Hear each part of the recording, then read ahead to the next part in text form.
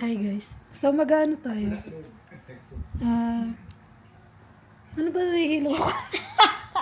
Ba't ba ganun? Kaya nga may natatanggal daw yung gimbal na yan eh. Ano kaya? Nasaan yung charger niya? Ba't siya nag-charge mag-isa? May battery kasi yan. Dito?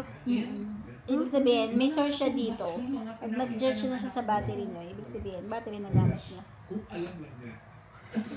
Wow! Amazing!